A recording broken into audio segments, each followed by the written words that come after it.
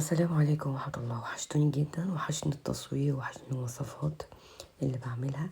بسبب كده وعكة صحية غبت حوالي أسبوعين أو داخلة على 3 أسابيع. بس بقى جايلكوا بوصفة كده من الآخر حكاية.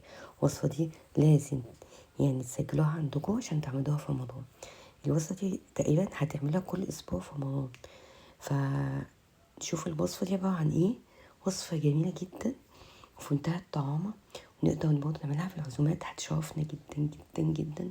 والناس وضيوفك هي يعني هيقولك عملتيها ازاي الوصفة الجميلة دي.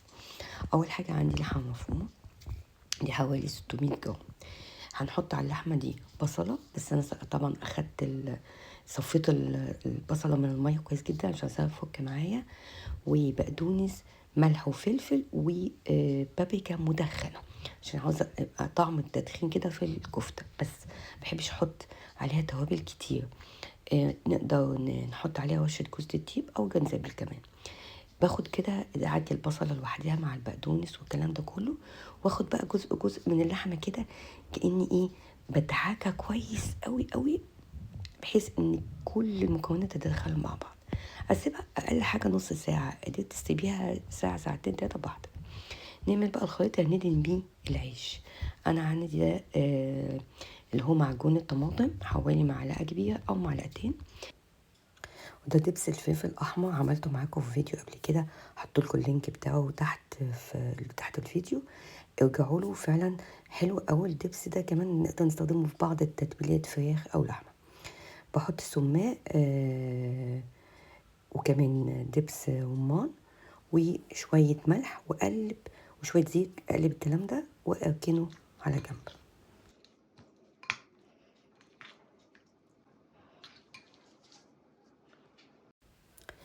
بعد كده عندي بصل حمرا، نقدر نستخدم بصل أبيض عادي.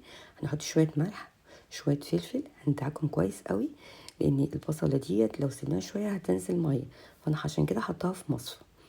وبعد كده هرش على شوية سماق، شوية بقدونس، وأقلبهم كويس. يقدر أحط برضو دبس رمان اللي حابب يزود يعني.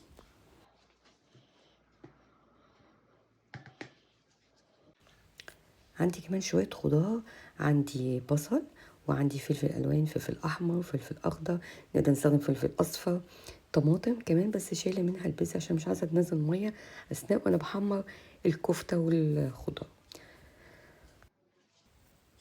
انا هستخدم في الوصفه عيش لبناني، عايزه تستخدمي عيش بلدي استخدمي، بس انا حبيت احمص كده تحميصه بسيطه قوي العيش.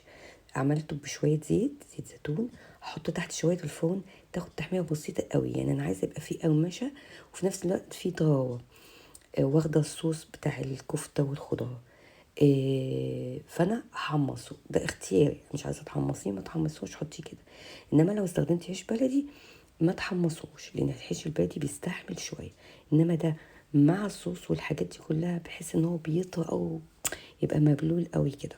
فانا مش حابه كده، اللي حابب حابب، مش حابب يحمصه شويه. بعد كده ندهنه بالصوص اللي احنا عملناه. بعد كده هننزل بشويه البصل بتاعنا والبقدونس والسماق. وبعد كده هننزل شويه زعتر، ده اختياري. وبعد كده بشويه البطاطس اللي احنا حمرناهم. وبعد كده نروح نشوي بقى الخضار مع الكفته.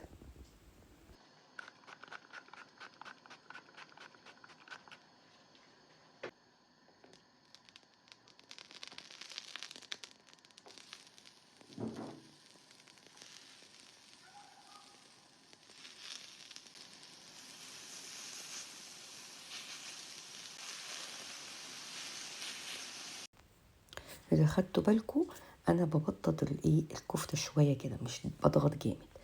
اهم حاجه الجريل عندي تبقى سخنه، وما اقلبش على الناحيه التانية غير متاكد انها احمرت كويس من تحت. وهي مستويه جدا، ما تخافوش، مجرد ما احمرت هتستوي. بس انت اهم حاجه ما تصبعيش صابع الكفته تخينه قوي. بس كده احطها بقى على كل العيش ده بكل الخلطات اللي فيه، ونغطيه. في بقى حاجة مهمة جدا، إن بعد ما احط العيش اقلب بقى الطبق الناحية التانية، عشان كل برضو الايه كل الحاجات الصوص وكل البهاريز اللي نازله من الكفتة والخضار تنزل على العيش من الناحية التانية. نقدر نغرفها بقى بورق فويل ونقدمها كده في العزومة في منتهى الجمال. حلوة جدا يا جماعة. جربوا الوصفة دي، ولو عجبتك ما تنسيش تشجعني باللايك وسبسكرايب، فعل الجرس على كل عشان يوصلك اي جديد بنزله. واقول لكم السلام عليكم، وان شاء الله استنوني في وصفة جديدة من وصفات رمضان ان شاء الله هتعجبكم جدا جدا جدا. اقول لكم بالهنا والشفا، السلام عليكم.